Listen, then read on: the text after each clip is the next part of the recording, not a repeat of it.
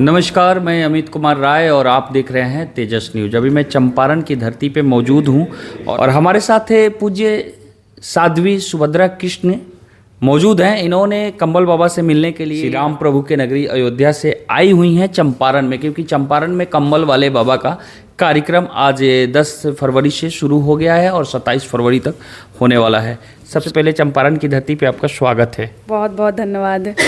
हमारे काफ़ी टाइम से हम जान रहे थे, देखते थे, सोशल मीडिया के माध्यम से देखा हुआ था। फिर बातचीत हुई तो इन्होंने हमें अपने प्रोग्राम में इनवाइट किया, तो आने का सौभाग्य प्राप्त हुआ और बहुत अच्छा लगा आके। जो हम लोग सोशल मीडिया पे देखते हैं, टीवी पे देखते हैं, वो मतलब देखते हैं, पता नहीं चलता कि सच है या नहीं। कई तरह के भ्रमितियाँ दिमाग में होती हैं, पर एक बार जब आना हुआ और देखा तो लगा नहीं, चमत्कार तो होता है और ये सच है। तो जिसको भी दिक्कत है, तकलीफ है, आए और भगवान की कृपा सब पर है, माता रानी की कृपा है और राम जी की कृपा तो सब पर बरस ही रही है। अयोध्या से आप आती हैं जी। आज अयोध्या कैसा दिखता है? देखिए, अयोध्या तो हमेशा से भव्य था, क्योंकि जहाँ राम जी पैदा हुए हैं। क्योंकि राम जी से जब लंका विजय की, उनसे कहा गया कि अरे आप तो लंका के राजा बनिए, तो उन्होंने सोने की लंका ठुकरा दी, क्योंकि उनको अयोध्या कहते हैं माँ समान, इतना प्रेम है। तो अयोध्या तो हमेशा से भव्य थी, मगर अब जो उसका नज़ारा है वो मतलब जो उसमें शब्द ही नहीं कि कैसे बयां करें कि अयोध्या क्या है। वहाँ पे महसूस किया जा सकता है अयोध्या में जाके। ऐसा लगता है कि हाँ, वो जब राम जी थे वो समय वापस आ गया है। तो बहुत हृदय से राम जी का जब नाम आता है और राम जी की जगह का नाम आता है तो ऐसे हृदय तो भावुक होता ही है, क्योंकि ऐसे शब्दों में तो नहीं बताया जा सकता है। जिनको राम जी के दर्शन करने हैं, अयोध्या को ऐसे महसूस करना है कि हाँ, तो उनको तो अयोध्या जाना पड़ेगा, क्योंकि अयोध्या का वर्णन शब्दों में नहीं हो पाएगा। अच्छा, चंपारण को वाल्मीकि की भूमि कहा जाता है और कहीं ना कहीं सीता मैया यहाँ एक अपना समय बिताई हुई हैं, तो ये जानकी की भी भूमि कही जा सकती है, क्योंकि सीता मैया यहाँ पे यहीं रही हैं। तो यहाँ के लोग आपको कैसे लगे? मैं काफ़ी समय से कथाएं कर रही हूँ राम जी की, मगर बहुत मेरा रहा कि मैं कई जगह घूमी, लोगों से मिली, क्योंकि सुनते हैं और जब हम व्यक्तिगत किसी से मिलते हैं तो एक अलग भाव होता है। मगर जो मुझे भाव और प्रेम और भक्ति जो बिहार में दिखी, लोगों के अंदर भाव दिखा, वो मुझे और कहीं नहीं दिखा इतना। जैसे यूपी में तो कृष्ण जी भी आए हैं और राम जी भी वहीं आए हुए हैं, मगर बिहार में एक अलग ही भाव है लोगों का, अलग ही भक्ति और बहुत हृदय से है। ऐसा नहीं कि दिखावटीपन नहीं, बहुत हृदय से लोग भक्ति भाव है लोगों के अंदर। मैं गई थी मुकामा भी कुछ टाइम पहले कथा के लिए, तो जब मैं आ रही थी तो मैंने देखा कि 5-6 किलोमीटर जब कार से आ रहे थे तो पूरे रास्ते भर मुझे कहीं ऐसा हर आधा किलोमीटर पे एक मंदिर था। तो इतना बिहार में जो है वो बहुत भक्ति भाव है लोगों के अंदर और हृदय से है। कंबल वाले बाबा के बारे में तरह तरह का न्यूज़ चलता है। कोई उनको फ्रॉड बोलता है, तो कोई कुछ बोलता है, कोई कुछ, मतलब उनके बारे में गलत न्यूज़ ज़्यादा चलाया जाता है और सही न्यूज़ कम मैंने देखा है। तो आप कंबल वाले बाबा के साथ उनके मंच पे आई, उनसे मिलने के लिए आई, तो इसके पीछे क्या है, कुछ बताइए। देखिए, आजकल सोशल मीडिया का तो ऐसा है कि निगेटिविटी ज़्यादा जल्दी प्रमोट होती है। ठीक है, अगर तो लोगों को लगता है कि अच्छा ये फेमस है, इनको लोग जान रहे हैं, तो इनके बारे में कुछ गलत चला दिया जाए तो जल्दी वो लोग ज़्यादा वायरल हो जाएगा। एक तो रीज़न ये हो जाता है सोशल मीडिया पे। बाकी मुझे लगता है कि जब जैसे यहाँ बिहार में प्रोग्राम हो रहा है, यूपी में लोग बैठ के एक टीवी पे देख रहे हैं और यूट्यूब पे देख रहे हैं, उन्हें क्या ही पता चल रहा है कि क्या हो रहा है। मगर जब लोग व्यक्तिगत किसी से मिलते हैं, व्यक्तिगत भाव होता है, तो जब मैं मिली हूँ तो मैं भी उन पे इतना विश्वास कर पा रही हूँ, चीज़ें समझ में आ रही हैं। तो जो लोग दूर बैठे हैं तो स्वाभाविक है कि उनके हृदय में ये भाव आता है और चीज़ें किस तरह से प्रेजेंट की जा रही हैं पब्लिक के सामने, उसका भी एक बड़ा महत्वपूर्ण योगदान रहता है। मगर लोगों को कुछ जानने से पहले कुछ भी नहीं मानना चाहिए, किसी के बारे में ऐसे नहीं बोलना चाहिए। मुझे जो व्यक्तिगत महसूस हुआ कि हाँ कुछ तो है, और जो व्यक्ति पहुंचा है कहीं पर, उस पे तो ऊपर वाली की कृपा है, बिना कृपा के तो कोई पहुंच ही नहीं सकता। सत्यता ये है, जैसे माता रानी का नाम लिया तो उनका नाम है, उनके नाम से काम हो रहे हैं, तो बिना उनके आशीर्वाद के कैसे हो जाएगा? ये मुमकिन है क्या? क्योंकि 1 2 हो 4 हो, जहाँ हजारों की लाखों की संख्या में भीड़ होती है, तो सत्य तो है ही, अगर नहीं होगा तो फिर कैसे होगा। तो भ्रमतियां हैं, लोग तो सबके बारे में, इस धरती पे भगवान आए, लोगों ने उनको भी बोला, तो समाज है बोलेगा और ये चलता रहता है, अपना कार्य निरंतर करते रहना है, ज़्यादा ध्यान नहीं देना है, दुनिया समाज है ये।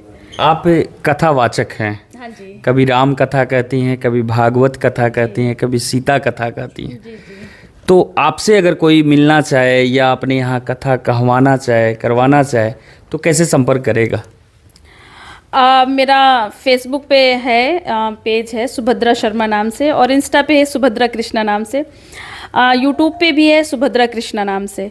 तो वहाँ पे नंबर है, आईडी है मेरी, तो संपर्क वहाँ से हो जाता है, जिससे मिलना चाहे, या लोग आपसे संपर्क कर लें, अब तो आप जुड़े हैं हमसे, तो ऐसे होता है। अभी तो हम यूपी में, बिहार अभी शुरू किया है, बाहर कम जाते हैं, अब तो हर जगह प्रोग्राम करने लगे हैं, नहीं तो अयोध्या में ही प्रोग्राम ज़्यादा किए हैं, राम जी की धरती है और वहीं पर ही राम जी के चरित्र का वर्णन जो भी हमसे हो पाया।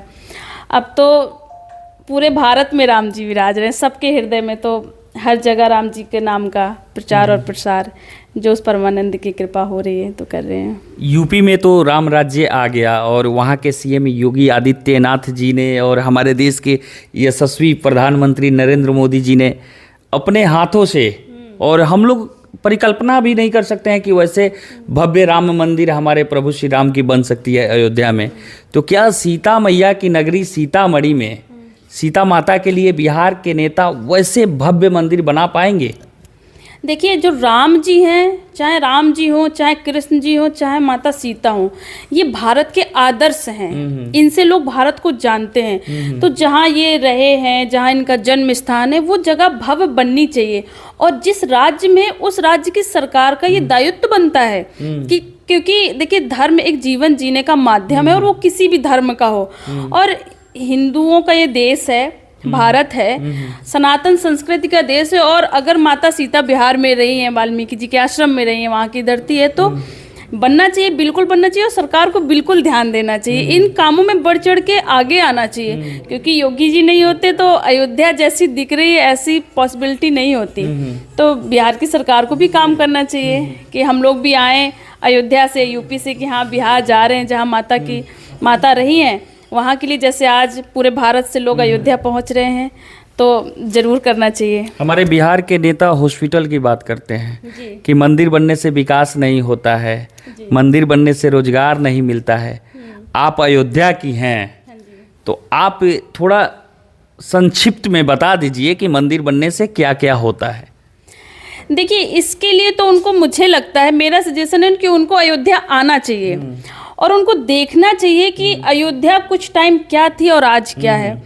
पूरे भारत में जो सबसे ज़्यादा रोजगार का माध्यम बन रहा है, जो शहर नगर, वो अयोध्या बन रहा है। हर तरह के बिजनेस, क्या वहाँ पे लोगों के होटल्स, कई तरह के बिजनेस, ट्रांसपोर्ट, ट्रैवल, हर तरह के बिजनेस हो रहे हैं। और जीवन में आगे बढ़ने के लिए, कुछ करने के लिए, सक्सेस होने के लिए बहुत मानसिक शक्ति का होना बहुत ज़रूरी है। और उसके लिए जब इंसान धार्मिक होगा, मंदिर किस लिए होते हैं कि हम अपने आप को वहाँ जाके ऐसे अंदर से मजबूती महसूस करते हैं ना, हमारा धर्म है, हमारा गर्व है। तो ये सारी चीज़ें जोड़ के इन्हीं सब से व्यक्ति आगे बढ़ता है जीवन में, ठीक है। अगर उनका आधार ही छीन लिया जाएगा, धर्म ही हमसे हमारा छीन ले, हॉस्पिटल बना दें, स्कूल बना दें, हमारा आधार ही नहीं है भाई, जड़ से ही तो पेड़ बनता है, और हमारी जड़, हमारा धर्म, हमारी संस्कृति, फिर हम आगे बढ़ेंगे, पढ़ेंगे, स्कूल कॉलेज सब, जब हम इंसानियत ही नहीं होगी। धर्म है इंसानियत, तभी तो है।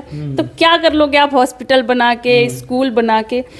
हॉस्पिटल बहुत ज़रूरी है आज के समाज के लिए, पर कितनी इनकम, जो कितना बड़ा हॉस्पिटल बना रहे, राम मंदिर, कैंसर के हॉस्पिटल, बालाजी का मंदिर, वहाँ राम मंदिर बनने से पहले वहाँ उनके पिताजी के नाम पे हॉस्पिटल बना दिया गया। हॉस्पिटल बनाया गया है, बिल्कुल बनाया गया, एयरपोर्ट बनाया गया, रेलवे स्टेशन है, वाल्मीकि जी को, दशरथ जी को, सबको बुला दिया गया। सारी एक्टिविटी राम जी के आसपास ही तो घूम रही है, तो रोजगार ही तो मिल रहा है वहाँ, जो जा रहा है सब रोजगार ही है। तो वहाँ पे चाहे कोई जा रहा है तो भी रोजगार है, वहाँ पे जो दुकानें हैं, होटल्स हैं, सब रोजगार ही तो है। ऐसा तो नहीं है कि सिर्फ मंदिर बना दिया गया है और वहाँ लोगों से बस लिया जा रहा है, ऐसा कुछ नहीं। बहुत रोजगार के माध्यम खुले हैं अयोध्या में तो, और बहुत लोगों को अवसर प्राप्त हुआ है।